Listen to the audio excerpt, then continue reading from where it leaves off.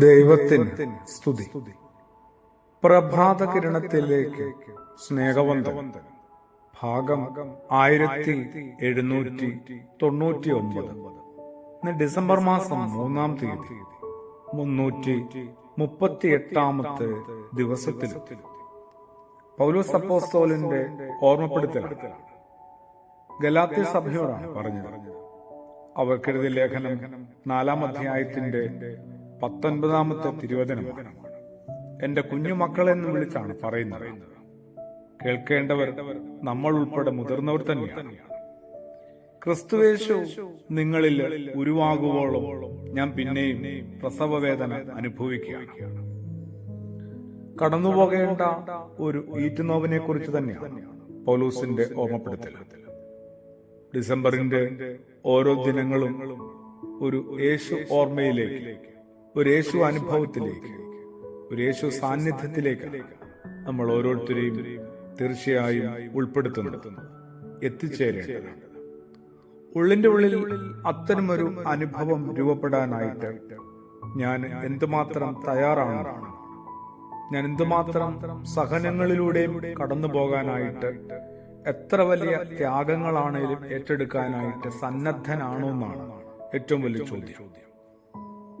എന്റെ ഉള്ളിലും ഒരു യേശു അനുഭവം രൂപപ്പെടാനായിട്ട്, ഉരുവാകുവോളം ഒരു ഈറ്റുനോവിലൂടെ, ഒരു പ്രസവവേദനയിലൂടെ കടന്നു പോകാനായിട്ട് തയ്യാറാകുന്ന അപ്പോസ്തലനായ പൗലോസ് ഒന്നും വെറുതെയല്ല, വെറുതെ ഇങ്ങനെ ഫ്രീ ആയിട്ട് കിട്ടുന്നതുമല്ല. അങ്ങനെ ഒരു തോന്നലുണ്ട്. പൊതുവെ നമ്മുടെ വർത്തമാനകാലത്തിലെ മാർക്കറ്റും അതിന്റെ കൾച്ചറും സംസ്കാരവും ഒക്കെ നമ്മളെ അങ്ങനെ പഠിപ്പിക്കുന്നു. കുറെ കൂടി വെറുതെ കിട്ടുന്ന കാര്യങ്ങളിലേക്ക് വല്ലാത്തൊരു സഹായിവ് കൂടുതലാണ് ഓരോരുത്തർക്കും. എന്നാൽ ഇരട്ടി മുടക്കി മേടിക്കേണ്ട എന്തെങ്കിലും സാധനങ്ങളിലേക്ക്, വസ്തുക്കളിലേക്ക്, അത്തരം ചില അനുഭവങ്ങളിലേക്ക് ആരാവും പ്രവേശിക്കുക? 10 ഇരട്ടി വില കൊടുത്ത് വാങ്ങണം, 100 ഇരട്ടി വില കൊടുത്ത് വാങ്ങണം. ആരും എടുക്കത്തില്ല. വെറുതെയല്ല ഒരു ക്രിസ്തു അനുഭവത്തിലേക്ക് നമ്മൾ എത്തിച്ചേരാത്തതും, ഓരോ ദിനവും അവനവന്റെ ജീവിതം കൊണ്ട് ഇത്രത്തോളം ദൂരത്തായി പോകുന്നതും, ഇടയ്ക്കുള്ള അകലം വർദ്ധിക്കുന്നതുമൊക്കെ.